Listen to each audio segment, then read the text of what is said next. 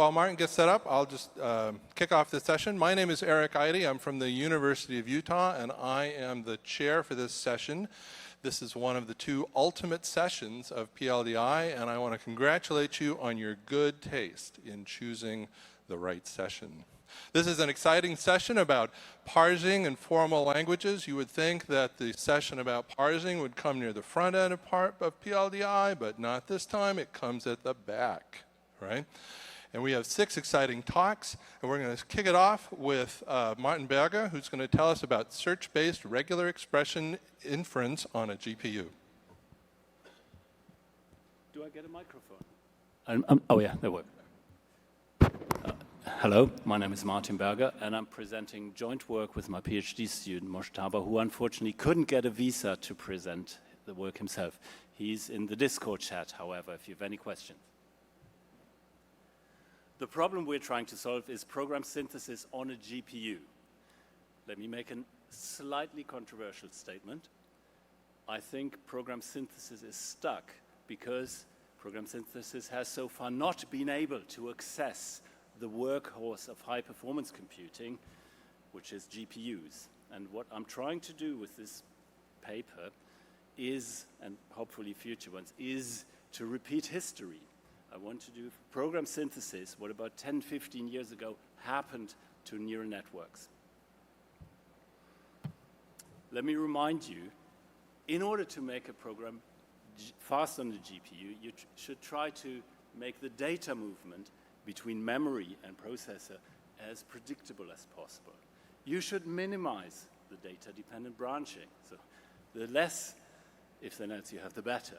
You should maximize parallelism, and you should minimize synchronization.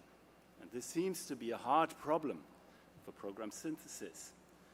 And I tried to put synthesis problems for very complex languages to GPUs, but I realized that I need a very, very simple synthesis task, a simple language to synthesize, so I can focus my attention on the GPU acceleration. In other words, I'm looking for the spherical cow of program synthesis. And I believe that regular expression inference is that problem, that synthesis problem. It's programming by examples with regular expressions, and the input is 2 sets of strings, the positive examples and the negative examples. And in addition, we input a cost function that assigns to each regular expression a positive integer. And as output, we want a regular expression, if one exists, that is both minimal and precise. Precise means all positive examples are accepted, and all negative examples are rejected. And minimal means no strictly lower cost regular expression is precise. This is a very old problem and arose out of Chomskyan linguistics and the attempt to understand human language acquisition. It is currently very much unsolved, to the best of my knowledge, for deep learning. This makes it a bit competitive. Regular expressions are generally seen as, quote, embarrassingly sequential, unquote, and the asymptotic complexity of the problem is very well established and really bad. It's NP-hard, and it remains NP-hard even to approximate, so where we allow an epsilon away from the minimum. And that gives us confidence that we haven't overlooked a clever trick to make this problem go away. Quick reminder, regular expressions, we use them in the completely standard form. Everything you have seen already in your first year undergraduate course, but I use plus rather than the more common vertical bar for the union of regular expressions. We cannot allow arbitrary cost functions because in bottom-up synthesis, as you know, cost functions essentially give you a search order. And it is very unlikely that we can accommodate, or at least make fast, complex search orders on a GPU. So what we use is simply cost homomorphism, where the cost is computed recursively from the cost of sub-expressions plus an integer constant for each regular operator. And then we simply enumerate by increasing costs and check each new instance if it meets constraints. And the research question is, can we make this GPU friendly? The core question, as always in synthesis, is how do we represent the search space? It's really a bad idea to use regular expressions as we know them, because they essentially amount to trees, so they're pointer structures that are all over memory. You lose locality. Checking if a word is in the language amounts to a tree walk.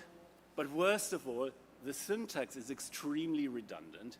As you learned in your undergraduate course, every regular language is denoted by infinitely many regular expressions. What we do instead is we represent the regular expressions we care about by their languages. This is a up-to observation, a congruence, and prunes away the syntactic redundancies.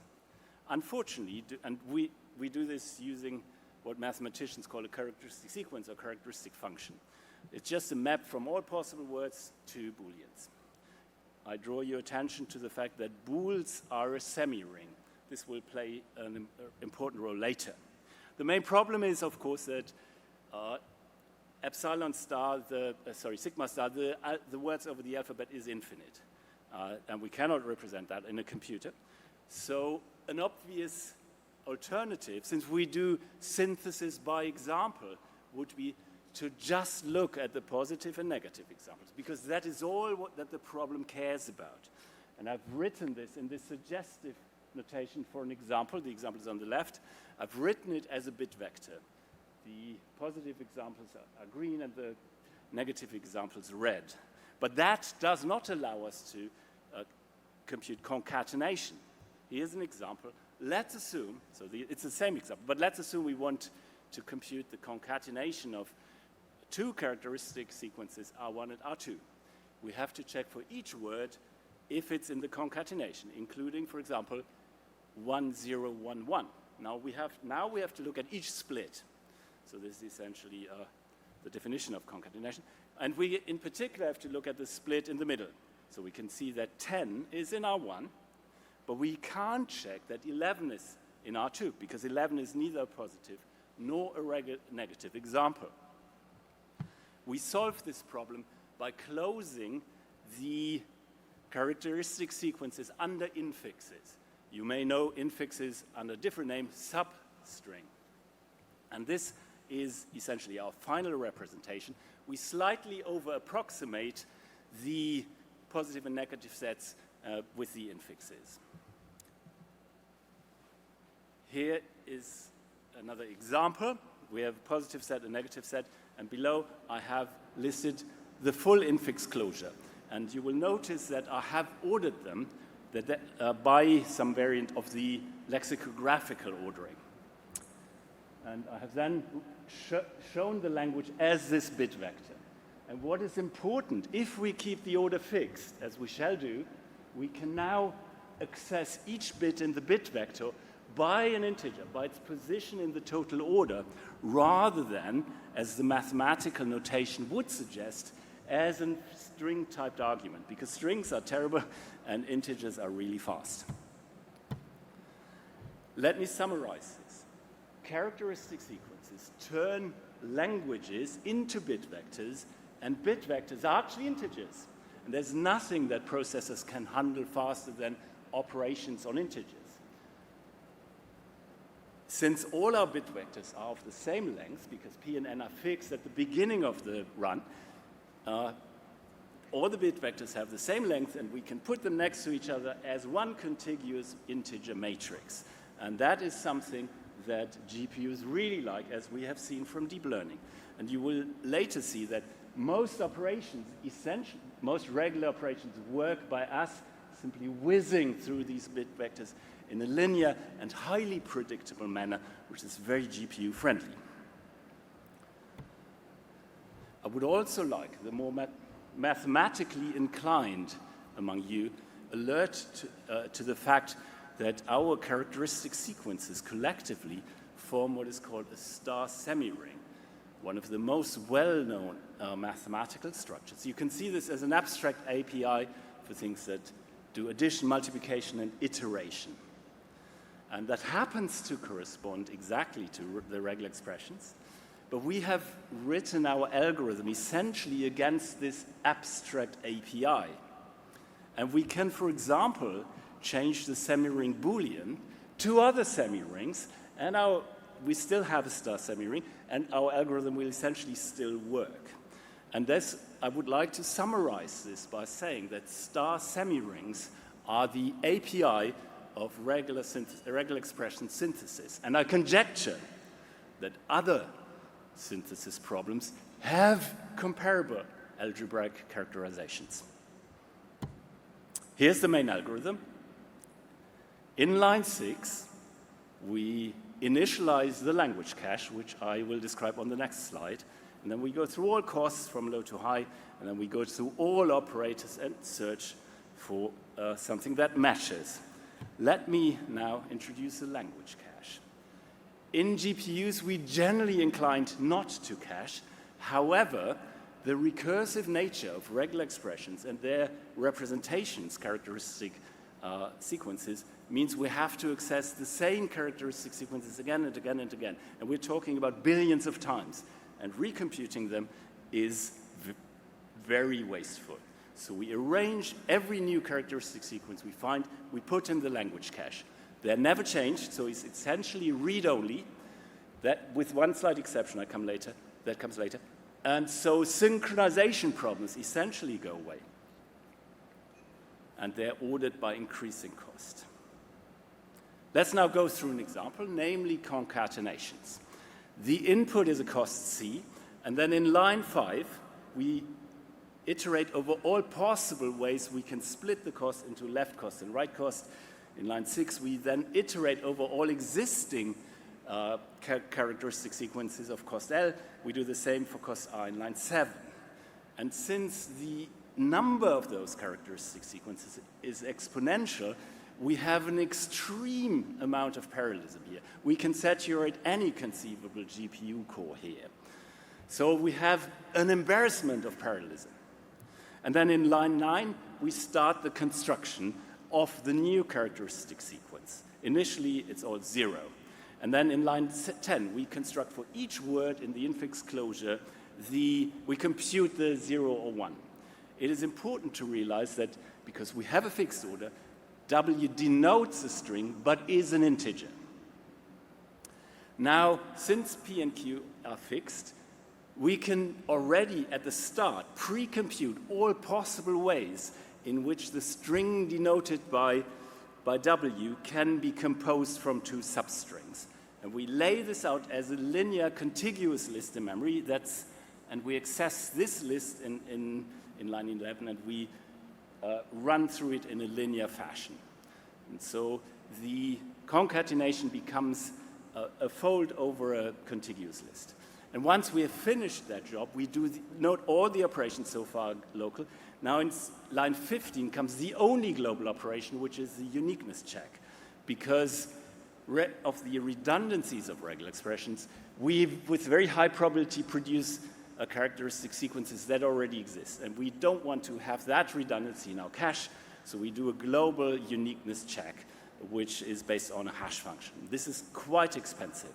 In order to avoid synchronization during the construction and the uniqueness check, we stage this in a temporary memory area, and only in the few cases where we do get a new characteristic sequence, we do write to the global language cache. So we have relatively little synchronization here.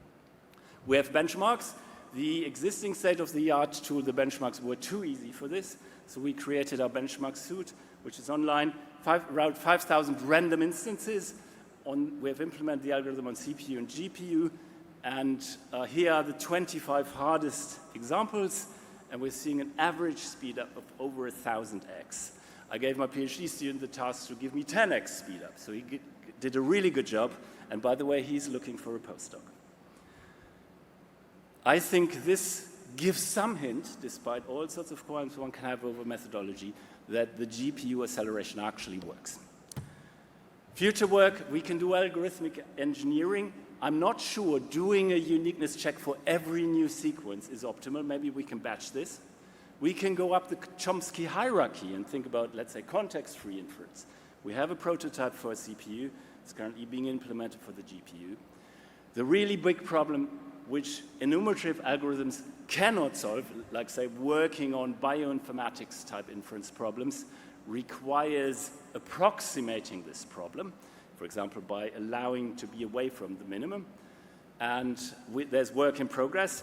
I'm interested in the mathematical questions as well. So can we, for example, from the equational axiomatization of an algebraic structure, already read off the kind of closure we need for a synthesis task?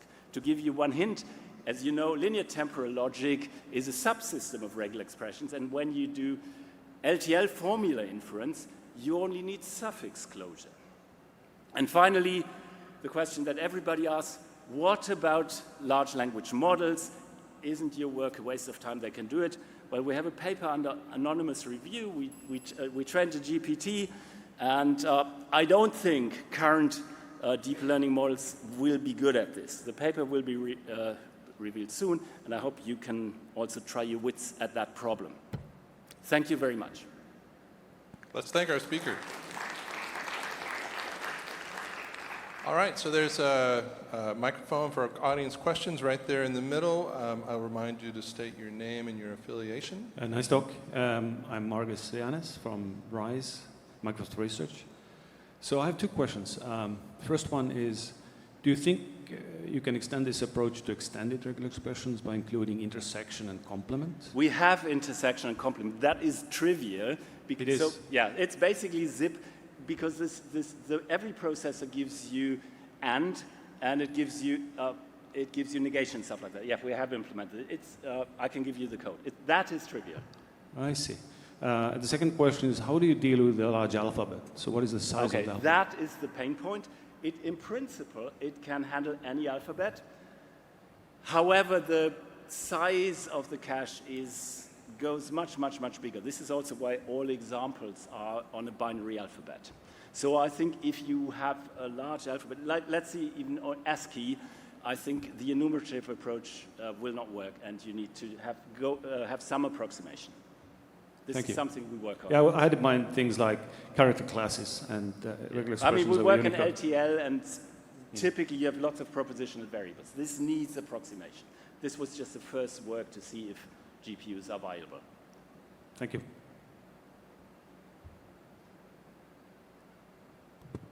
I was curious what the impact of the constant factors in your cost functions was, and how you decided the cost function. This is a really good question. Name and affiliation, please. Sorry, I'm Bruce from Runtime Verification. This is a really good question. We have lots and lots of experiments. You get very strange regular expressions if, let's say, you give negation and intersection a very low cost and star and concatenation 100. One can probably prove some theorems about bounding them. I think they're different only up to constant factors. So if you can solve one, then you can probably solve all others. I think what's more interesting is changing the cost function as you search, maybe from information that you have gathered, which this tool also supports. Thank you. Hi, I'm Yufang Chen from Academia Sinica, Taiwan. I want to know, there are some other learning algorithms for like a given positive negative sample and to generate regular language. But sorry, can you please speak up? Yeah, sorry. There are some other learning algorithms for like from positive negative set of strings, synthesis regular languages, right? But they are usually in the form of to generate the automata, like RPNI algorithm for example. So have you compared with this kind of algorithm? So we try to find all papers that solve exactly the same problem, so minimal and precise. Most papers do not guarantee minimality, and most papers also do not guarantee precisions. And especially precision, I think you are looking at a much simpler problem. If you have papers that do exactly the same thing that we do, please send them to me. I would like to do this comparison. The main paper we found was from Korea, Alpha Regex, and that was our starting point. It is actually not giving you the minimal one. I think there's a bug in the algorithm. I see that it will be No, interesting for more discussion. I'm sorry. Let's talk We're about out this of time. later. Yes. Thank you very much. Thank you. Let's thank our speaker again.